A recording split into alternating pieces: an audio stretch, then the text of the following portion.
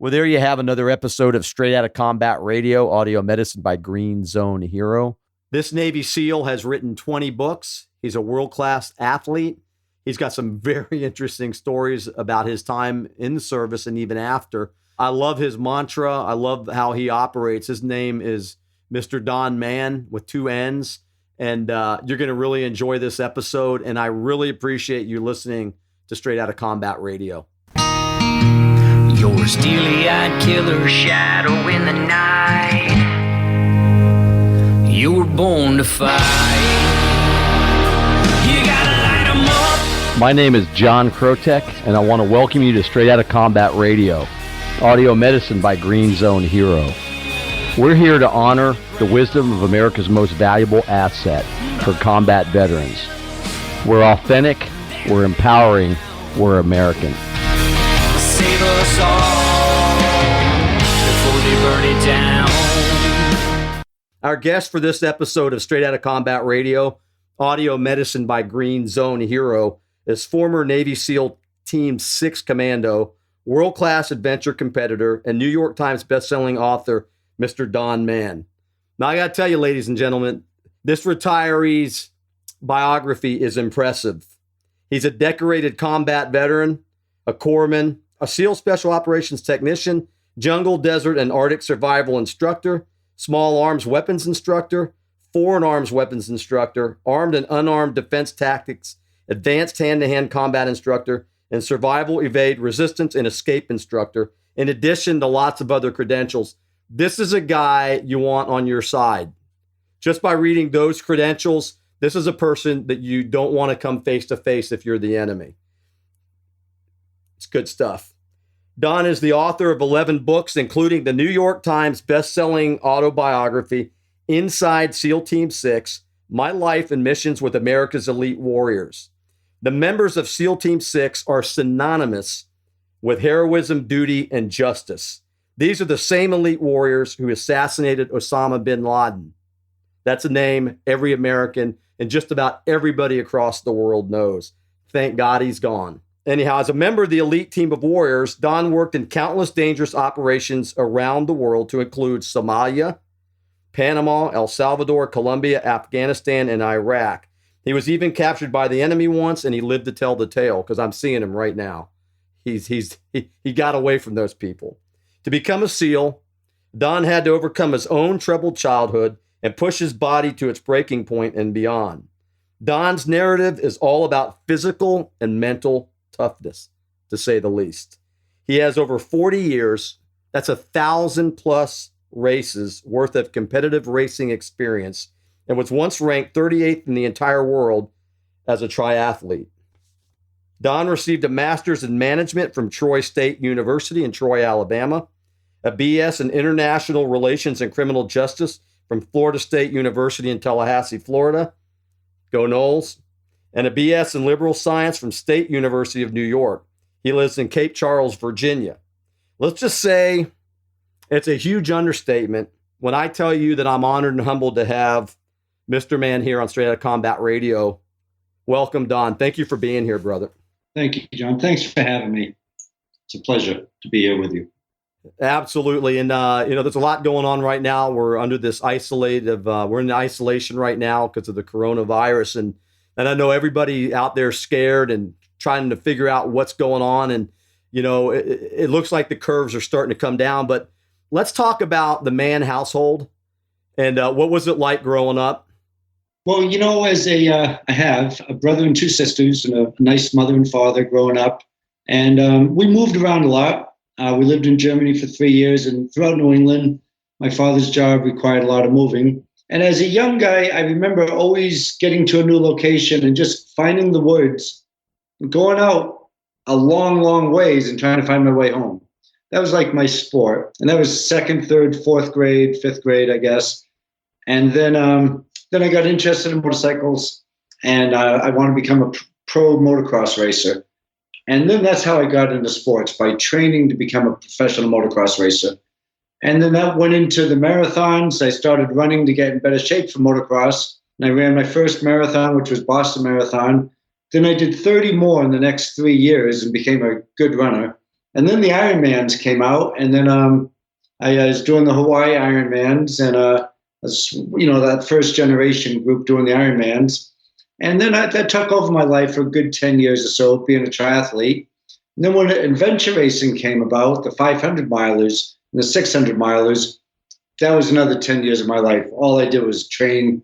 And for a workout, Friday after work, I'd have all the course set up. I'd go and I'd train Friday night, throughout Saturday night, throughout Sunday, and into Monday morning. So the workouts would be 40-hour nonstop workouts. And so that was what I did on weekends. And the sports, I just loved pushing myself. I loved hallucinating, not so much hallucinating, but I loved pushing myself to the point of hallucination. And I loved push myself to the point of passing out. Not because it felt good or anything. I didn't like that part. It felt terrible. But I liked that I knew I was giving it my all for my teammates. And then I got into mountain climbing, and I got hurt on Mount Everest a couple of years ago. And I'm still recovering from that. I got pulmonary edema and cerebral edema. And with pulmonary edema, the side effects with the scar tissue and all, I have to be careful now with the coronavirus. And I am being careful. So, yeah, I set a goal to do over 1,000 races. But I had that goal finished in the 80s, and I'm still racing. And I just like racing because it's not to get trophies or medals so much, but just so you have a goal and you have something to go after. I just need a goal. I do so much better with a goal. No, I hear you on that, and I think what you're describing is probably a beast. I think passing out or, hitting that wall, it's all about the endorphin rush, and the kind of things that you're describing, Don, are like the ultimate in endurance type of things. And it does take a strong mental mindset to push through that wall. I haven't been on Everest. I've had a couple of buddies of mine actually make it to the summit. Aconcagua has been my seventh, one of the 7 summits. But, we did guided trips to the Andes for all those years, a little over 12 years. So I get it, and the nice thing about climbing, you can probably relate to this, is, it's the toughest thing. It's the toughest solo sport you'll ever do, but you're on a rope team. So I love that stuff too. But anyhow, it's about you, man. It's not about me. Tell us about how you got to the Navy. Well, my father was a real patriot, and so were his brothers and his sister. Everybody on that side of the family was very patriotic. And World War II came, the Japanese attacked, and they all quit work. My father quit high school. They joined the military. And he instilled a sense of patriotism in our family. And any time there would be a bombing or some soldiers or military people killed, he would say a prayer, and you could see him weeping. His tears would come down his face. And he was really a real patriot. And then he went off, and after he retired, he was very much he was a state commander in the Veterans of Foreign Wars, and he just loved giving to the troops. So he instilled this in me.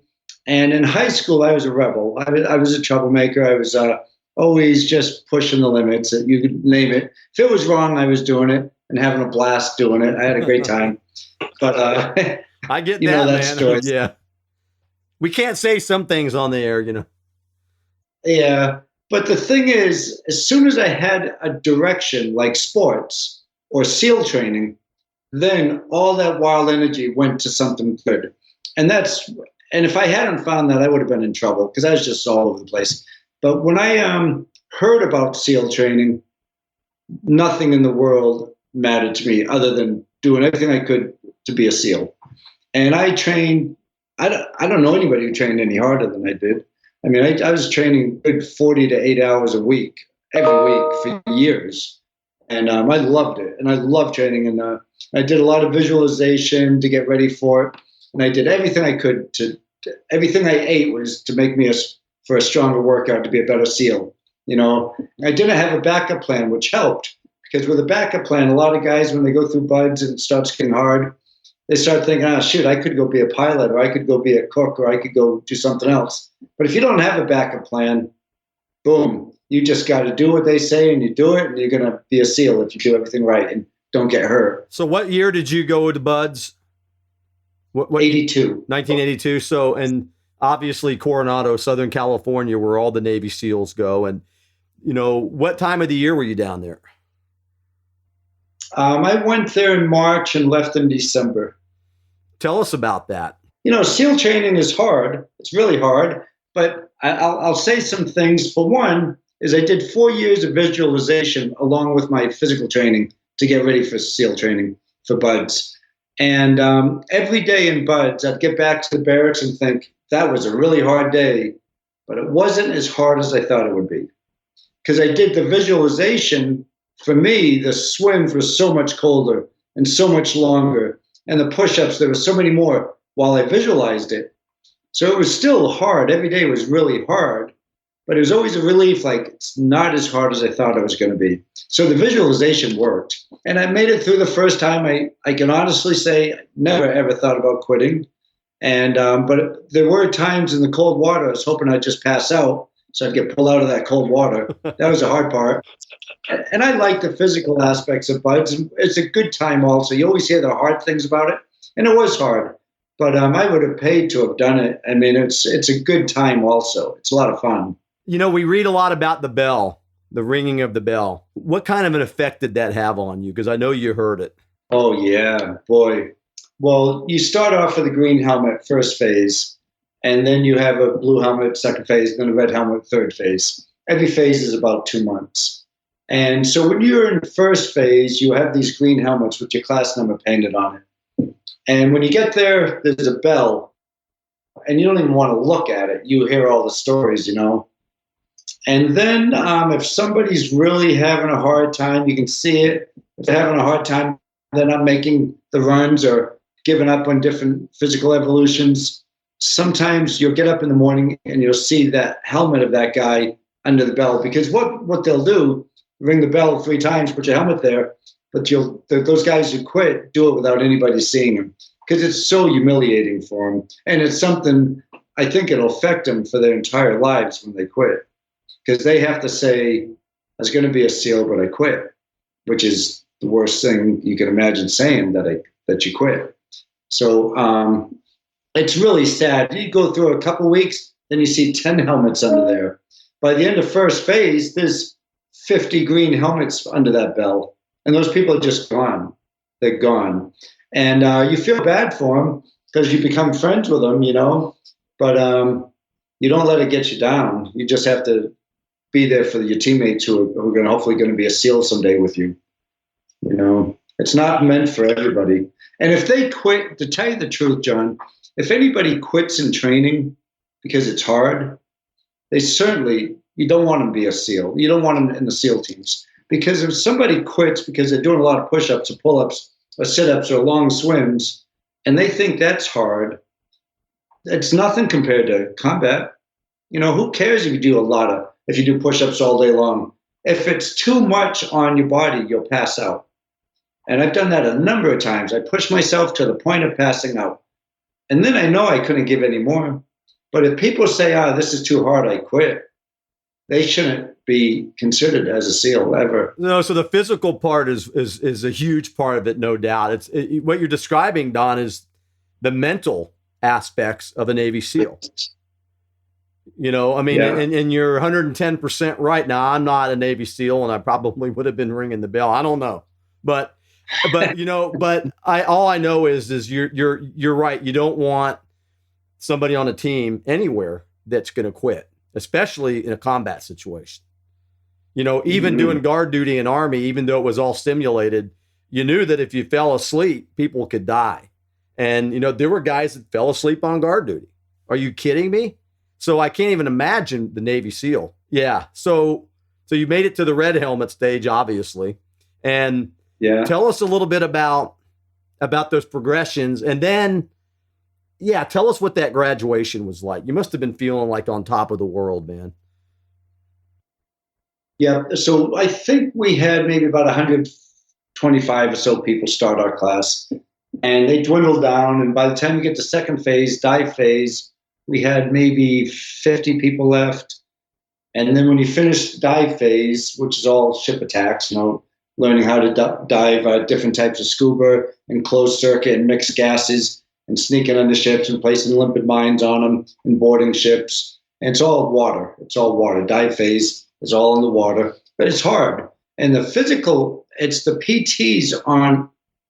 They always say first phase is the hardest with physical, but dive phase is harder. Plus, you're learning a skill set, diving. And plus, you have to learn the physics and all the dive chemistry, all that. So then, once you finish that, then it gets really fun because most guys who want to be SEALs want to do the land warfare, the shooting and the weapons and the blowing things up. And that's a blast. Then you go out to San Clemente Island, and all you do is missions and blow things up and shoot up things. And it's really SEAL work. The diving, not many SEALs are really excited about diving. It's pitch black. It's always freezing cold. And you're underwater for 4 hours and you don't see a thing. Try to find your ship underwater. But going through the jungle or the desert or the woods or through the urban terrain, and you have a mission to go into a building or to blow something up, that's what most guys are there for. So that part's a lot of fun. So when we got to our third phase, we had 23 people left. So you lose a lot of people, but you're so tight with those guys, and they don't quit. And but then you come back from the island, and there's about a week before you graduate, and you're just getting your uniform ready, and it's almost like you can't believe it's going to happen. And then you're all dressed up in your whites and clean faces and everything. And you go up and get your trident. It is, I think, the proudest moment of anyone's life. Absolutely. I just, people, we read books about that kind of stuff. And, when you finally earn that trident, they put that on your uniform. You said it's the proudest moment. Tell us about that day. Well, that trident, this is it here. Yeah. And, whoops, right there. Yeah. It's the largest medal in the military, and it's a big eagle, and he's got a musket, and there's an anchor. So it stands for sea, air, and land, SEAL. Sea is the anchor, air is the eagle, land is the musket. And so it's a big trident. It's got 3 pins on the back of it, and they put it in uniform, and everyone comes by and hits you hard, and you're just trickling a lot of blood because those 3 pins are being pounded into you. But you don't care at all. Who cares, right? It doesn't matter. At that point then, when you're a young SEAL, a good young SEAL, you're all ears. And you just get to a SEAL team. I went to SEAL Team 1, which is the team I wanted to be at. And you just listen and learn from all the veterans who are there. And they speak and you just do what they say. And you're a sponge. But then before you know it, now you're starting to be in a leadership role. And before you know it, you're in charge of things. It just happens so fast. And so I went to 1, and as badly as I wanted to be a SEAL, once I was a SEAL, then my focus was I want to go to 6 real bad. Those guys have long hair, the civilian clothes. They're so cool. They're doing all these missions all over the world. Nobody even knows what they do. Funding's unlimited. Everybody will. I don't understand why a SEAL wouldn't want to go to SEAL Team 6. If you want to be a SEAL, why not go to SEAL Team 6?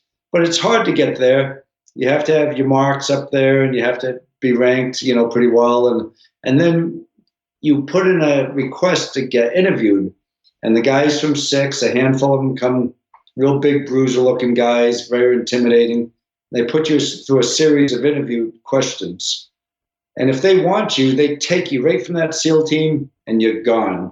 I remember my commanding officer said to the SEAL Team 6 commanding officer, "You're not going to take Doc," I was a corpsman, they call me Doc. "You're not going to take Doc Mann, are you?" And the commanding officer at SEAL Team 6 says, "We take anybody we want to." And I was gone that week. Wow.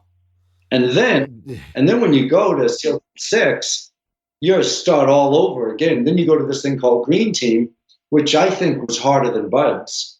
The PTs weren't much harder. They were just, it wasn't to break you down. It was just to make you stronger. Everything you did in that 4 to 6 month period made you a really, really finely tuned SEAL.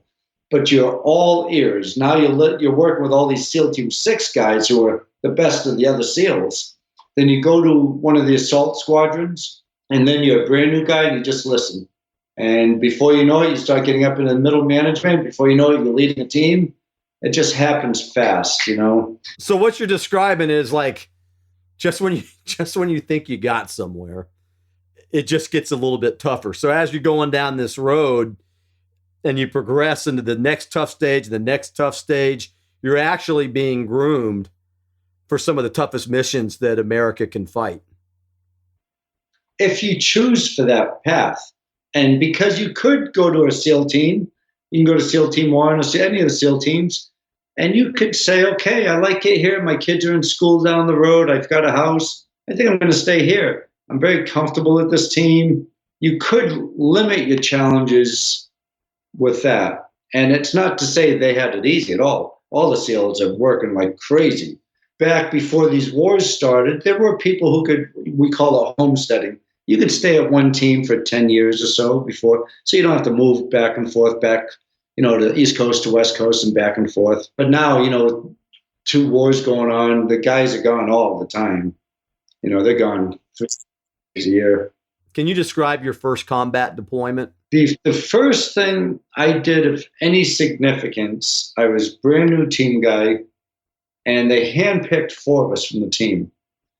And we're very, very honored to be part of this selection. And the Commodore of the SEAL team came and tested us and seeing if we could do everything correctly. The other guys on the SEAL team didn't know what we were doing. And so what we had to do, we went to Egypt and we met with our Egyptian Commando counterparts. And we trained with them for a while. They would get a snake, kill it, bang its head on the person's boot, peel the skin back and eat the snake, and do it the same with a frog. And the poisonous snakes, they do the same thing. Kill the snake, put the snake in the mouth, peel the skin back, take the venom sacs out and eat it. So we all did this. We all did the same thing, but we all got food poisoning. And they didn't know what the mission was we were going to do or go on. It was in a country, we don't really talk about. And so we were sick. The 4 of us were sick. And where we had to go was infested with sharks. The Arabs killed all these camels, and they put the camel intestines, the entrails of the camels, in the water, and they threw it off these piers, and that's where our dive was. So the 4 of us got in what we call a rubber duck. The boat goes out, the rubber duck goes out, and you parachute after it. It's a night jump. And the 4 of us want to get out of that water as quickly as we could because of all the sharks we knew of. And then we motored up to the enemy beach, and the enemy beach was about 200 meters away. We just stayed low so we can see over the boat and see if there's any enemy activity. We didn't see any, so then we got up to about 100 meters away. After we didn't see anybody for a while, my buddy and I, we swam off the boat, we jumped off the boat, swam into the land, and we had to find a place to do a reconnaissance. So if the land was like this, there's water on 3 sides, and over here was an air facility and a runway, and over here was a shipyard. But there's water on 3 sides of us. So we pulled up in here. We had to find a place where we can look at the aircraft and the landing strip and the ships. We couldn't find a place, so we dug a hole in the center. And in that hole, it was just sand. It was desert. We dug one hole, we buried the boat and the motor and everything and buried it with sand. And then in the other hole, the 4 of us went in that hole, and we took camouflage netting and put it over our heads. We had long hair and beards and our weapons and rucksacks and goggles on because there's terrible sandstorms down there. But there's camouflage netting over our heads. But we all had food poisoning, and we all had diarrhea, and we're all vomiting, and we couldn't get out of the hole. So we were doing all that in the hole. But then at high tide, the hole filled up with sand and water. So we're in a sewage for 3 days. Oh, man. And we're still getting the job done. On the 3rd day, as sick as could be, I got IVs in the other 3 guys. I was a medic. And they couldn't get one in me. I just had a lot of holes in my arm, an infected arm for all the tries. They couldn't get one in me. But we're all really dehydrated and sick, and our ears were filled with sand, our noses were filled with sand. We had goggles on. We're just sitting in that hole and taking turns sleeping. And some guy started walking towards the hole in the middle of the sandstorm, and all his clothes are blowing in the wind. And we got everybody up. We all had our weapons. We're looking up through the camouflage netting. he came walking right towards the hole. He didn't see us at first. We were buried. And then he saw something strange in the desert floor. And then he looked, and there was camouflage netting, and he could see through the holes. And 4 guys in there with long hair and beards with weapons. And he put his hands up and he ran off. And so we got caught. And you mentioned that in the intro. That's one of the times. It happened twice, actually, but this was the worst of the 2. And then we did get caught. He went off to the village and got some reinforcements. But in that time he was gone, we did everything we could to get that boat inflated, get it out of the other hole, get the motor on the boat. And then 14 guys with AK-47s came off to our, I was pointing out the land was like this. They came off over here, came over a knoll, and they just appeared on us, 14 of them. And they were kids, scared to death with their fingers on the trigger. And one of the guys said, guys, put your hands up. So we put our hands up. We never hear that before. And they circled around us. They're all pointing their weapons at our chest and at our heads. And they were scared to death. All you saw were black faces and big white eyes. But the fingers were all on the triggers, which I thought they could have an accidental discharge. I didn't think they'd shoot us, because if they did, it'd go through us and into their teammates, They probably didn't think like that at all. But anyways, they held us at gunpoint. And then they said to us, one of them could speak broken English, down on the ground. We shoot you in the back for trespassing. We said, no, we're going to go back in that boat. We're going home. It's all broken English. And they sent someone back to the village who could speak better English, and they held us at gunpoint overnight. And the villager guy came back who could speak broken English. He said, you guys are trespassing. We're going to kill you and shoot you in the back for trespassing. We said, no, we're going to go back in our boat and go home. We had these little fake CIA get out of jail cards. And one of my buddies went to go get his, and they put 4 AKs right up to him. And we thought he was going to get it. And those cards wouldn't have done a thing, because those people can't read. They can't read English. And so anyways, we went back and forth arguing that we're not going to do what they told us to do. We're going to go back on our boat. They let us go. They said, go, go, go. Nobody got hurt. We went out to sea, stayed there for a night, came back around and finished the mission. We won and they lost.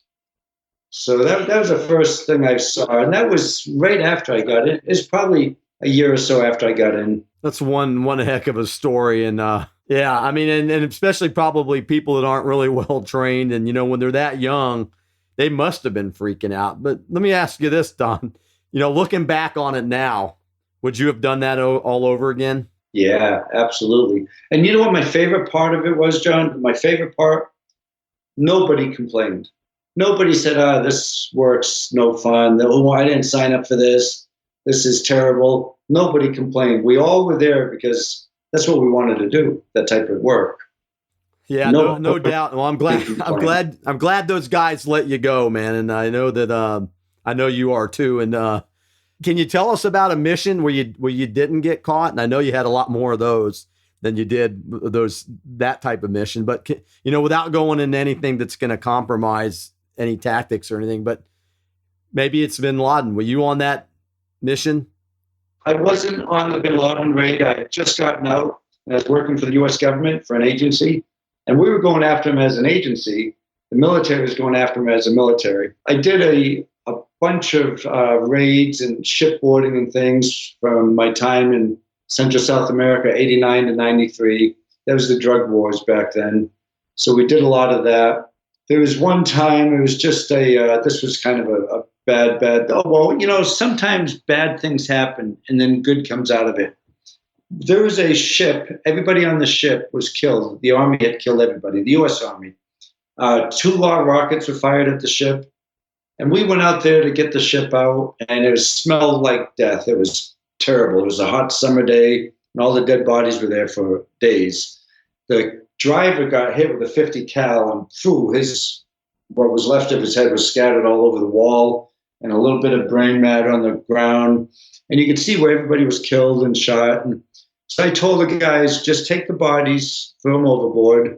The drugs, everything, all the drugs and things, marijuana, basically, stored overboard. The EOD, Explosive Ordnance Disposal people, they came through and they checked it. make sure there wasn't any explosives on it. And the intel, all the intel you see, just keep it in a pile here.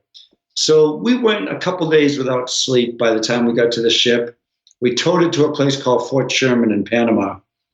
And we got to Fort Sherman around noontime.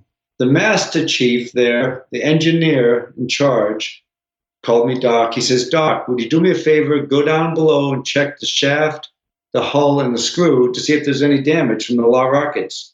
So I got my dive gear on, and usually you dive with a buddy, but I was going down alone. I said, hey, Master Chief, if you need me for anything, just bang on the deck 3 times with something, and I'll surface. So I was getting ready to go down the ladder, and he picked up right on the side of him a pipe. He thought it was a pipe. And he banged it 3 times on the deck. I didn't see what was in his hand. I heard it. I saw him doing that. I said, yeah, that's great. I hear it fine. But what he had was a large rocket round that hadn't been exploded. It was a dud. Mm. The fuse on that is so sensitive, sometimes raindrops or light sensitivity could set him off. And this skidded across the deck of the boat. The fins were off, so it didn't look like a large rocket round. It looked like a pipe in his view. I didn't see it. In his view, it looked like a pipe. We should have been blown to smithereens. You know, those go through tanks. We should have been blown through to smithereens. So I went down, I checked on the shaft, the hull, and the screw. I was down there for about a half hour. And this was about noontime or so. 9 o'clock at night, that large rocket round was all over the ship. People using it for sounding checks, banging on pipes. I didn't see it ever. I never saw it. But we had a tent right next to the ship, and there was a dumpster right next to the tent, all within 20 meters. And I told my guys on day 3, go get some sleep. It's 9 o'clock. We'll get up early. We'll finish all this stuff tomorrow morning. So all our guys went to the racks in the tent. The engineer, 2 engineers were still on the ship when 3 Army guys walked up. And they said, hey, we understand you have this enemy ship. We understand there's some enemy uniforms on there. We'd like to collect them because we have a war museum we started. And they said, well, we threw them all in the dumpster right next to our tent. They said, you could have them if you want to go in the dumpster and get them. So they went over to the dumpster. 2 of them jumped in, got a bunch of stuff. 1 of them stayed in there. And he went down. He thought he saw a flashlight. And the law rocket went off in his face and his chest. He got blown out of the dumpster. His eyes were here. He lost his hand, his fingers, his leg. He had thousands of pieces of shrapnel on him. And I was maybe 20 feet away. And so we thought we got attacked. And I just grabbed my medical gear and my weapon, ran out there. And the other 2 Army guys were yelling, medic, medic, medic. And I never, I've seen quite a few dead people, but I've never seen a dead person who looked more dead and was still alive. He looked terrible, but he was still living. I went down ABC, airway, breathing, circulation, disability, exposed. I did everything I'm supposed to. I went through my bag real quickly, and he started moving. He started even talking. Got him on a helicopter after about an hour or so. When the helicopter finally came in, he passed away in the helicopter. They got him into a burn center or a center in Texas. He passed away there. And I gave the medics a little picture, a stick figure drawing of all the injuries I treated on him. I just gave it to the pilot. And anyways, 5-6 months later, I got this thank you letter for saving his life. His name was Captain Mark Meisner. And I was so happy he was alive, And anyways, that was it. 25 years later, I got a phone call from a Captain Mark Meisner. And he found me, and he said, I was blown up in Panama, and you saved my life. He just invited me to his retirement ceremony. He was in the intel field for 30 years after that. That happened in 90, so 10, 20, 30. So he just retired, 30 years of retirement, He died twice. They resuscitated. He's got all shrapnel in his organs. Wow. We met, and I could tell he had a glass eye and prosthetic hands and legs. And I said, let's go meet at a Mexican restaurant. We met there. I could tell it was him. So good things happened because his wife left him. Then he got remarried, a beautiful woman, and they had kids, and he's as happy as can be. Not blowing up on the boat was one thing, but I mean, God bless you and for saving that guy's life, and him being able to carry on with his life, even though dented, he was able to lead something constructive. So thank you for sharing that story. That's pretty intense, really, when you think about it. Yeah, it meant a lot. I love saving lives. That's why I love being a medic, saving lives. But when a story comes around, and after decades later, I'm not married now, but I was married then, and my daughter and my wife were with me, and we went to his house. It was emotional. His wife started crying, saying, "Oh my God, if you didn't save my husband, I wouldn't have been with the best man I've ever met." And the little girl was crying, said, "You saved my daddy's life." And my girl started crying. So it was all, but it was the ending. The bad part was the initial part. After that, it was all good. He's had a happy life ever since. And so I really get a lot out of it when those things happen. Well, like I said, Don, thanks for sharing that. So when you finally you did your time in the service, but you kind of didn't really leave the service. You went into things that were very similar. It was right after I got out. SEALs were being picked up for different agencies because of their skill sets. And I went right to work immediately. And that's when I think I made 8 or 9 trips to Afghanistan and went to Iraq and Somalia and Yemen and all the dirt circuit, what we call the dirt circuit, where all the trouble was. So I did that for a little over 20 years with the government after I retired. When did you write your book? Did you write your book during that time? Well, I didn't want to say anything, but when you mentioned on the bio, I guess that's maybe an old bio because I've written 20 books now. So you had no, you got to say things, man. Are you kidding me? How many people write 20 books? I mean, congratulations. That's awesome, man. So, well, I thought it was up to date. So you've written 20 books, but your first book was your autobiography? I have to update that. That's my fault. You got it off the web. I just have to update it. But the first book was the autobiography, was it?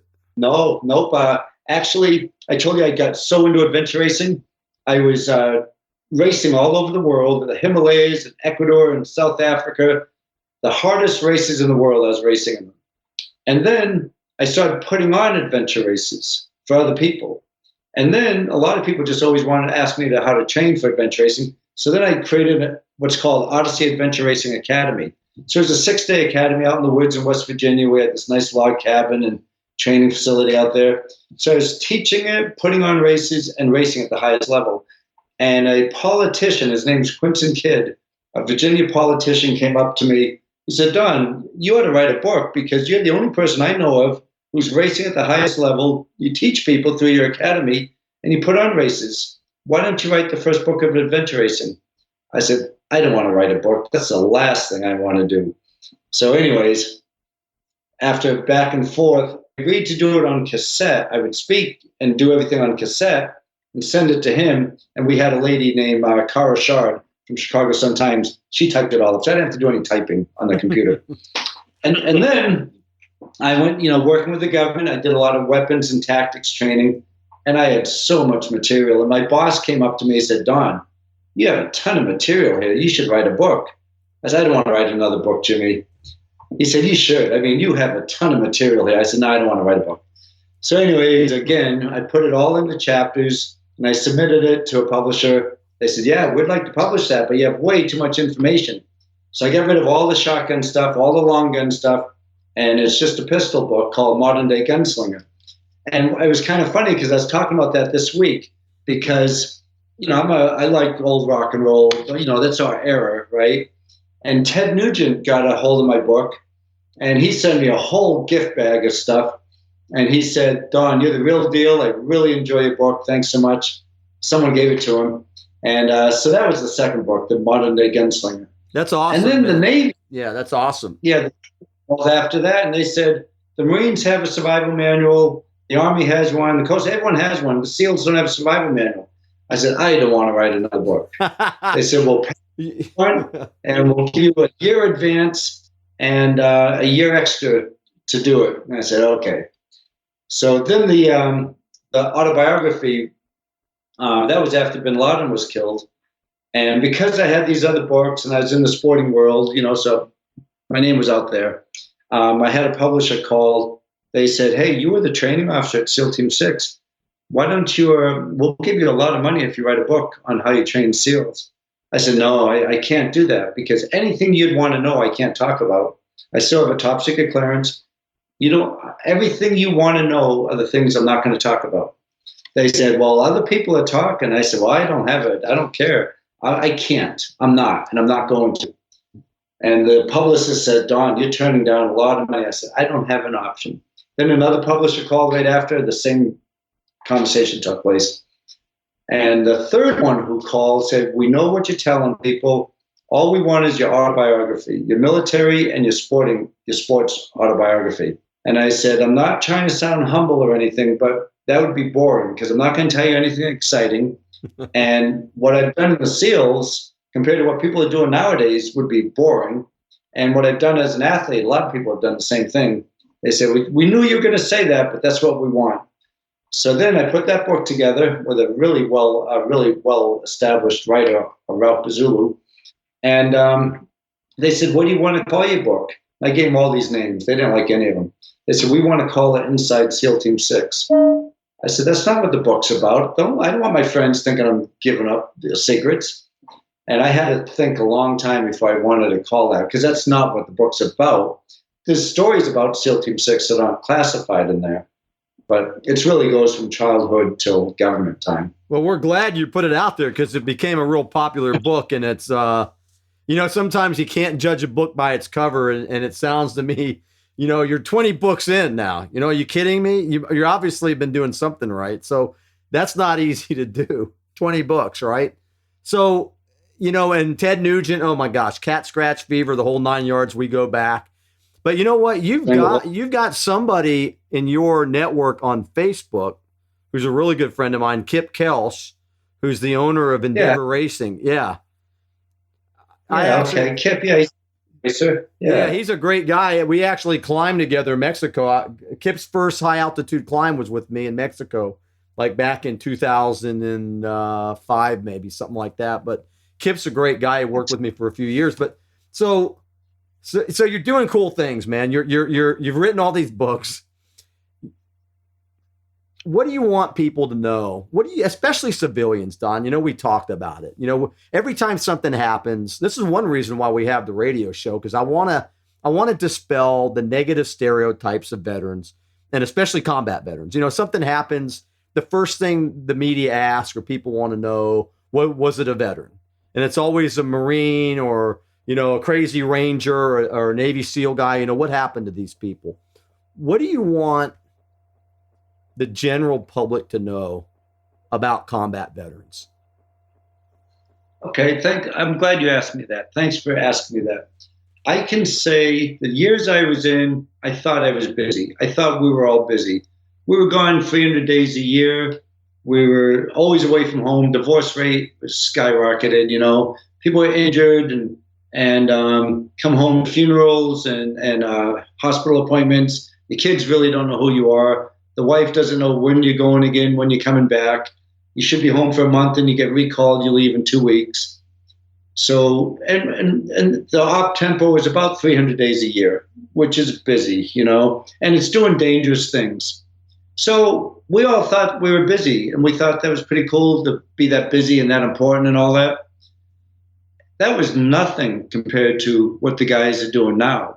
I mean, they're still gone 300 days a year. All the other stuff applies, but the difference is the combat vets nowadays, they've been at war their whole adult lives.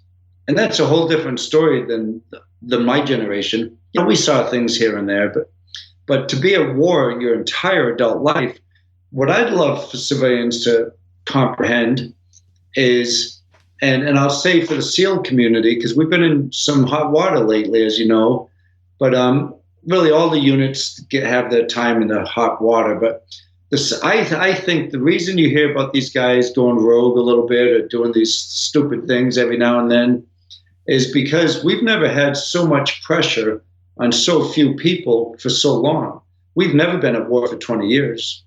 We've never had 18-year-olds get out of buds and spend their whole adult life at war, 300 days a year gone, fighting and being shot at and killing people. And nobody knows what that does to a psyche.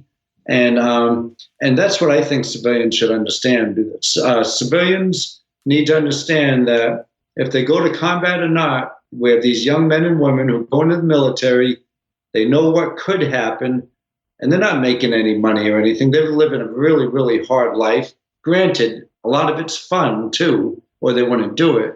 But I wish civilians would give them a break. And when things happen in the military and it gets in the news, it's really not the civilians.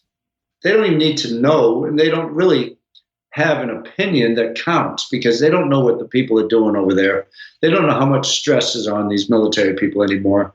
And it's different than the pre-wars. And the stress they have on these young men and women now, it's beyond anything we've ever had on our military.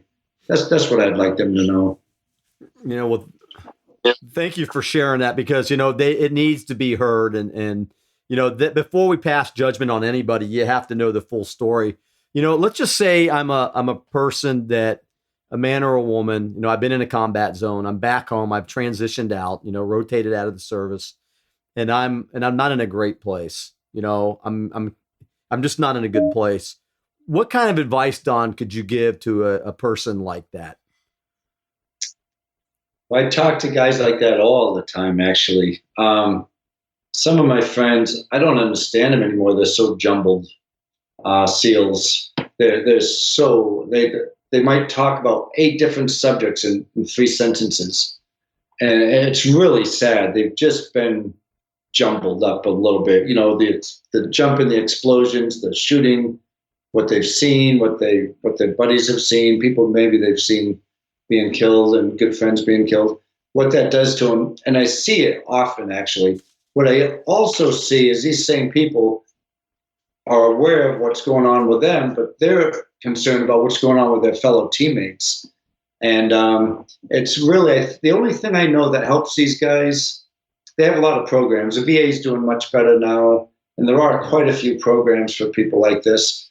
But the brotherhood, the friendships that are formed from training through your careers in the military, and staying in touch with those people and being able to talk with one another, people in the old units and things, I think that's the best thing for them all. We just had a high-ranking person trying to commit suicide, very decorated and all.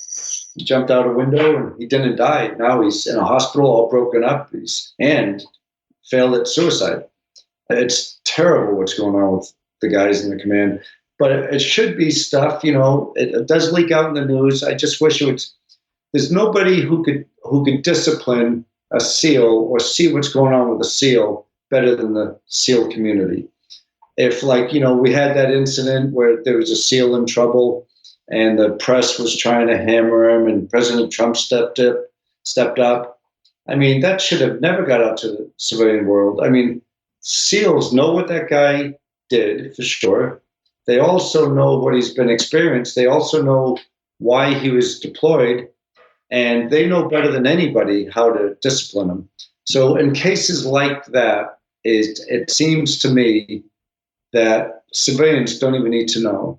The military handles that better than anybody will. And they will handle it harshly too, because they can't afford to have somebody go haywire overseas. They can't afford that. They have enough on the plate without that happening. But it does happen because things happen to people's brains after all these years of what they're doing. And it's funny you say that, the Uniform Code of Justice, military justice. My dad spent some time at Leavenworth, not as a prisoner, but working, he was an Army officer, and he said, he used to say, son, you don't want to cause any trouble when you're in the military. He said, because they will be swift, and they handle their justice a little bit differently. And thanks for pointing that out. That's a great point. Let me ask you this, Don. Do you have a mantra, maybe a personal mantra that you live by every single day? Early on, and I get the question all the time, how do you become a SEAL? How do you become a Marine or Special Forces or Delta? And I used to have to figure out how to explain the reasoning to a young person. I love it when the 12 and 13 and 11-year-olds ask me this. And so my mantra always was, and this is what I pass on to others now, it's every day, every single day, when you get up, do something to make you stronger. You figure out what that is. Maybe you're going to do a bunch of curls. Maybe you're going to do a bunch of sit-ups. Just do something to make you stronger than the day before, every day, for the rest of your life. And every day, do something to make you faster. That could be doing sprints down the beach. Maybe it's doing fartleks on the track. Maybe it's doing sprints in the pool. Maybe it's hitting that punching bag instead of 30 times, in a given amount of time, hit it 40 times. But just get faster. So stronger and faster. And then every day, do something to make you smarter. If you want to be a SEAL, learn what happened back when John F. Kennedy created the SEAL teams back in the 60s. Look where underwater demolition teams did when they went to SEAL teams. Look what all the missions and things SEALs have been doing. Look what they're doing today. Look how they work with other units around the world. Get smarter. Learn how to parachute. Learn how to dive. Learn weapons. Learn a language. Just become better at what you're going to do. If you want to be a SEAL, get smarter on SEAL type things. And then most importantly, every day, do something good for somebody. That could be your father, your mother, your brother, your sister, your schoolmate, your next door neighbor. Just do something good for somebody. Because if you're 12 or 13 years old and you have this mantra, by the time you're 18 and you go to apply and get selected, you could be the fastest, strongest, smartest person there. And most importantly, probably the best teammate anybody can have, because you're always doing good for things, for people. That was the mantra I loosely lived by. And that came to me actually before I was a SEAL. And I met Dave Scott, who was the toughest he had 7 Ironman wins. He was the best Ironman triathlete in the world. And I asked him before he won his first triathlon, I said, Dave, how do you stay in such great shape? He said, Don, the doctors tell me I'm wrong, but I exercise every day. I never take a day off. And I started realizing, I see all these people going on deployments, coming back, going on work trips, coming back. They always have an excuse. Well, when I get home, I'm going to start working out. When I finish this trip, I'm going to go on a workout program. They always had excuses. But if you have in your mind, every day you're going to do something, even if it's just for a half hour, just do it. I did that for 22 years without a day off, and it worked. I never got out of shape. That's awesome, man. It's great advice. So self-improvement, not only physical, but mental, but also community self-improvement, helping people. Got a couple of questions to ask you before we get to how people can contact you. And I've been asking you a lot of questions. Thanks. What's in the plans for Don Mann right now? And even more so, what does freedom mean to you? Boy, freedom, you get a good sense of freedom once you come back to the United States from many other countries in this world. I always call a tour or going to another country, not on vacation, but for work, U.S. appreciation tour. Because we have it made over here in the U.S. Unfortunately, we have a lot of lazy people because we have it so easy here. But I think this coronavirus is I think that's gonna tighten up us as a people in a lot of ways. Like, oh my God, look, I can go down, look at this store, look at everything in it. And I can go down this road, I can go to this theater, look at everything we have. Freedom in our country, we can do anything we want to, as long as it's legal. And that's not the case in too many other countries. So freedom, I think a lot of people are getting a better sense of what we have, what's kind of temporary, put down for, last month or so. But freedom to me is really, I see it in a lot of ways. Now I'm retired. I'm in my 60s. Now freedom, I worked hard all my life.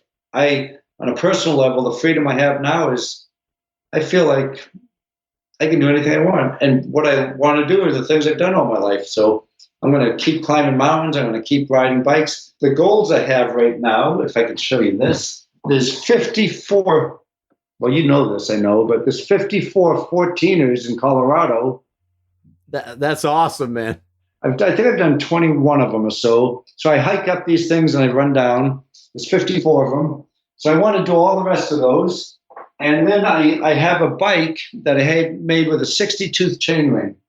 I don't know if you can see the poster way over there on the wall. I can see it, But yeah. Andy Hampton he beat Lance Armstrong on one of the Tour de France legs. He built the bike for me, and with a 90-tooth chainring. And so the math is, if I could pedal that 90-tooth chainring, 100 RPMs, I'll go 60 miles an hour. So I'm trying to reach 60 miles an hour on my bicycle, trying to do all 54 14ers. So those are my two physical goals, and both of those are going to take another year or so to finish. You know what I love about that, man? You know, this comes from obviously your foundation, but you're constantly pushing. And I mean, but pushing in a good way. You know, people push and they do the wrong things. You're pushing the envelope, but in a good way. It's even hard to put into words, you know, because when I look at your credentials and I look at the stuff that you've done, you know, you truly are in that league of human being. You know, when they say warrior, you know, Don Mann has got to be there somewhere, because it's impressive, man, and it's inspirational, and people need to hear it. They need to know that there's other human beings that have been dealt certain cards in their deck, and they're playing the game. And I got to tell you, Don, you're playing the game, and you're doing it in high fashion, man. It's impressive. You're making me want to go out. And I know I can't do many push-ups now, but you're making me want to go out there and just start improving myself. But that's really cool, man. I appreciate that. I know a lot of people do. How can they find out, Don, more about your book? And if somebody, you know, your books, not your book, but all the books you have, but how can people reach Don Mann? And, you know, is there anything that you can give to them if they're interested in learning more about you, or they need some help or advice? What kind of information do you want them to have? Well, I do like online mentoring, online coaching. I do a lot of talks for businesses. Before this coronavirus, they all were canceled. But I go and I talk with anywhere from up to 1,500 people, with people like Magic Johnson, Ben Carson, Dr. Ben Carson. I do talks with these people. My last one was with Monica Lewinsky. And so I'll go there to motivate crowds, and they'll have their talk. But really, I have a website. It's Don, D-O-N, at US Frogman, and that's Frogman with two N's, like my last name, .com. But most people just put my name, Don Mann, Navy SEAL, in Google, and it pops up to that website anyways. So that's easy to do for people. You know, what I did with the coronavirus, I'm pretty excited about. I've been wanting to do it for about 10 years, but this virus I'm not going to let this stop me from going places. So I know I don't want to travel on planes now. I don't want to be in hotels. So I bought this little travel van, a little Sprinter van. It's going to be isolated, and it's going to be sterile. And I'll be up in the mountains just camping on the side of the trails. I'll have my bikes with me. My kayaks will be on top. And I'm not going to let this thing bother me at all. I feel bad for all the people who are bothered by it. It's terrible. And my lungs were affected on Everest, so I have to be careful. So I'm just going to have my little adventure vehicle, isolated, sterilized bubble, and keep doing these things away from people. I'm excited about it. That's awesome, man. You got me excited about it. All I can say is to our listeners out there, you know, we've been having a great conversation with the United States Navy SEAL, Don Mann. He's an author, he's a writer, he's a speaker, he's a motivator. He is a world-class athlete. He is a warrior, bar none. And I'm very privileged to that you took the time to talk to us on Straight Outta Combat Radio. And you got me psyched up, man. I'm ready to go do something now. It's been nice talking with you. Well, thanks, Don. And I'm looking forward to the time we can meet. But all I can say is, you know, I wish you relative safety and good health. And I wish you, you know, continued success, man. You make me proud to be an American, and I'm sorry for any of the buddies that you lost while you served, and anybody that we still lose nowadays. But I'm glad that you made it back and can tell the stories and can help others.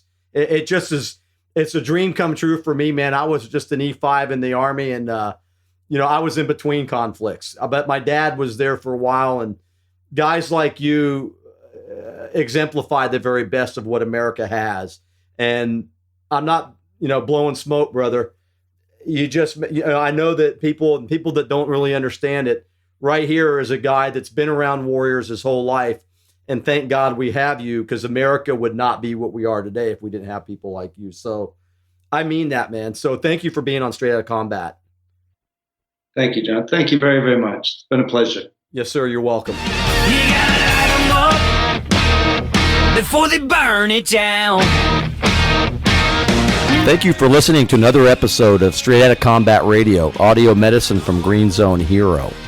If you liked what you heard, then tell others about us. Like us and download us. And please remember, freedom is not free, and combat veterans are vital assets. They're not broken.